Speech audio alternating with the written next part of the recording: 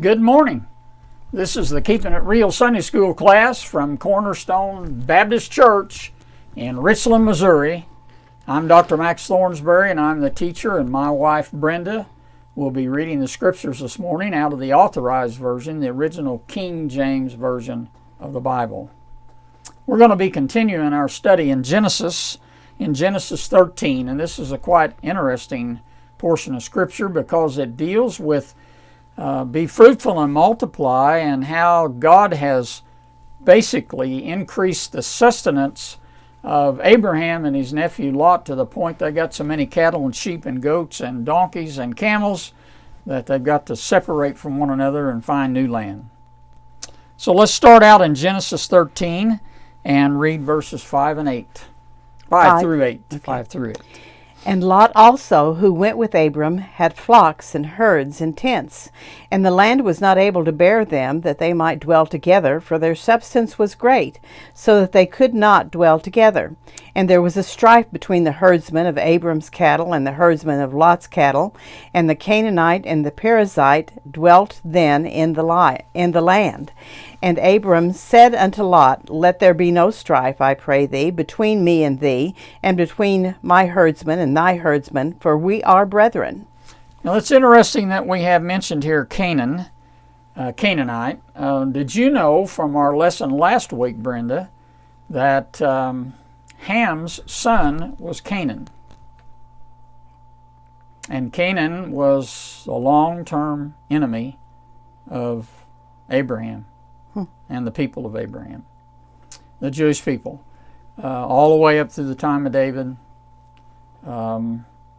And he is in the Holy Land, and he decides, listen, we need to separate. If you remember the story, they divided up the land, and Lot took the nice plains with all the fertile fields, and Abraham went up into the hill country.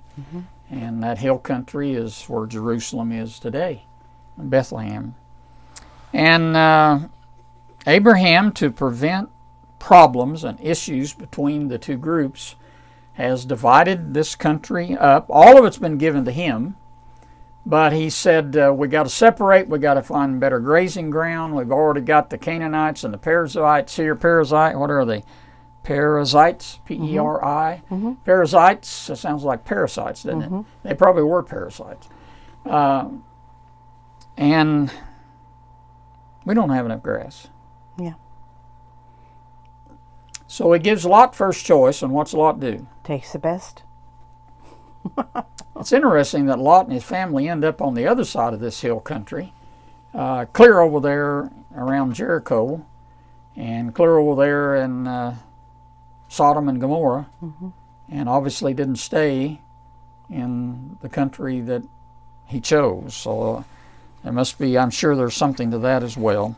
Well, let's read on 9 through 11, please. Is not the whole land before thee? Separate thyself, I pray thee, from me.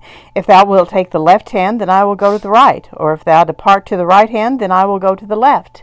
And Lot lifted up his eyes and beheld all the plains of Jordan, that it was well watered everywhere, before the Lord destroyed Sodom and Gomorrah, even as the garden of the Lord, like the land of Egypt, as thou comest unto Zoar. Then Lot chose him all the plain of Jordan, and Lot journeyed east, and they separated themselves one from the other. Now, Sodom and Gomorrah are way down low on the Jordan River, right about at the start of the Dead Sea, along in there where Jericho is located as well. But he's going up and down this Jordan River, taking all this bottom land. That's what he's doing. The plains of the Jordan, where the Jordan overflows, new dirt coming in there every year. And you can go there today and look at a drone as it flies up over there. These are not huge, wide valleys in some places, but they are extremely fertile. Sometimes it's on the other side of the Jordan in the nation of Jordan today, and sometimes it's on this side, the west side of the Jordan, which is Israel today. But beautiful country, and always water, plenty of water. And so Lot has chosen the best, and Abraham has separated from him. They've shook hands. Lot is going to get in a lot of trouble later on. Verse 14 through 18, please. And the Lord said unto Abram, after Lot was separated from him, Lift up now thine eyes, and look from the place where thou art northward, and southward, and eastward, and westward. For all the land which thou seest, to thee will I give it, and to thy seed forever. And I will make thy seed as the dust of the earth, so that if a man number the dust of the earth, then shall thy seed also be numbered. Arise, walk through the land, in the length of it, and in the breadth of it, for I will give it unto thee. Then Abram removed his tent, and came and dwelt by the oaks of Mamre, which is in Hebron, and built there an altar unto the Lord. Now, this is going to be a very important point, this Plains Oaks of Mamre. This is where a pre-incarnate Lord Jesus Christ and two angels are going to come to meet Abraham and Sarah at that time. And he's going to tell Sarah that they're going to have a son. Sarah's going to laugh, and Jesus is going to bless them. What's really interesting about that whole part in Genesis is Abraham kills the fatted calf and brings to Christ and the two angels butter and milk and the meat from this fatted calf. And they have a big feast there. And Jesus blesses Abraham. A very important location, very important piece of real estate, the Plains of Mamre, the Oaks of Mamre. Also a fairly fertile place. And notice that he says, I'm going to give it to you, to thy seed forever. What's he looking at when he looks north and south and east and west? What's he looking at? Israel. Israel, the Holy Land. People today say that Israel has stole this land. They came in there and stole it. Well, you can't steal what's yours. Right. It's been theirs since ancient times. People have stolen it from them, and they've been able to take a portion of it back. They still don't have all of Israel. No. They will have eventually, but they don't have it. A lot of the nation of Israel is on the other side of the Jordan. They don't have Samaria. They don't have Judea, parts of Judea. There's a whole lot of it that they don't have, and they're going to have it all. It's going to be returned unto Abraham and to his seed, just like God said it would be. I think that is a very important point. Arise, walk through the land in the length of it and in the breadth of it, for I'll give it unto you. Give it unto thee. He wants Abraham to take possession of this land by walking it out, setting stones. And notice it says here that he made an altar unto the Lord at the Oaks of Mamre. What is the significance of that? He made an altar unto the Lord.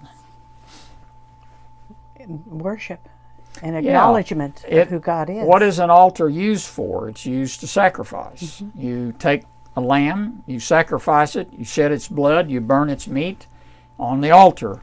And this altar it's for a purpose of remembering. It's to make a monument and a remembrance of what God has done for him. This monument and remembrance is that God has promised him the Holy Land.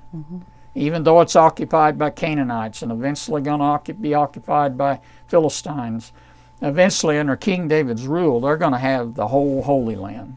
Not very long, just until David died at age 70. Solomon is going to try to keep it all together, and going to keep it all together, and even add to it. But after Solomon, Rehoboam got into a big fight, and Jehoram in the north separated out. Now you got two parts of Israel. You've got 10 tribes in the north of Jerusalem and Bethlehem, 2 tribes to the south, and the land is divided. And nations came against it, and just all kinds of awful things happened. That does not mean that the land is not Jewish land. It does not mean that it is not rightfully owned by the Jewish nation. It is, and it is biblical. People that would publicly say that the Jews stole this from the Palestinians and the Muslims came in and the Roman Empire destroyed the nation of Israel, and God has restored it, just like he said in the Bible. 1948, correct? Restored and became a nation again, and stands a nation. That ground is the most important piece of real estate in the world. That on in Jerusalem is where Christ is going to sit on his throne. The world is going to be ruled from that point. No matter if you believe that or not, it's still the most important piece of real estate. The whole world, the Bible says, is going to be focused on Jerusalem. Are they not today? Oh, yes. Focused on Jerusalem? Oh, yes. Have they not been focused on Jerusalem since 1948? Yes. Yes, they sure have. They sure have. So, God is going to keep his promises. He is the source of wealth. He's the source of prosperity. He's the source of provision. There is some diplomacy, sometimes needed when division crops up, and sometimes war is needed. What does it say in Ecclesiastes? There is a time for war. There is a righteous thing. There is such a thing as righteous war. They cannot let the world walk over the top of them. When Hamas attacked them on October 7th last year, they killed 1,200, 1,300 people in cold blood, raped babies, and took 200, 300 hostages, most of which have been killed. Some of them killed right before they were rescued. Yeah. These people are evil. They are of the devil. And God is not going to let that stand. Nope. He's not going to let that stand. Read the book of Ezekiel if you have any doubt about it. So I got a couple of things to add here.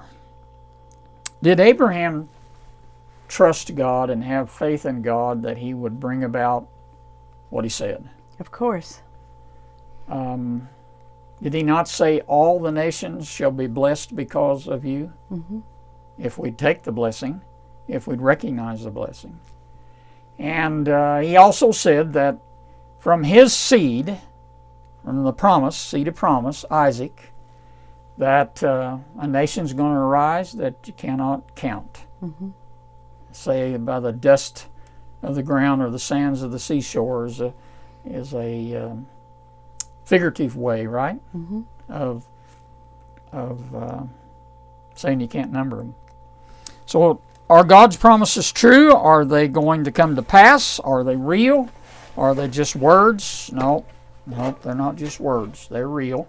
We're seeing some of the promises that God made to Abraham come to pass in our own generation. If you would have talked to people back in 1930 that Israel was going to be a nation, it would have looked impossible. It would. If it hadn't been for Great Britain, it would have been impossible. So God's promises are true. They are. And they're just. And they're going to come to pass. Yes, they are. See y'all next week.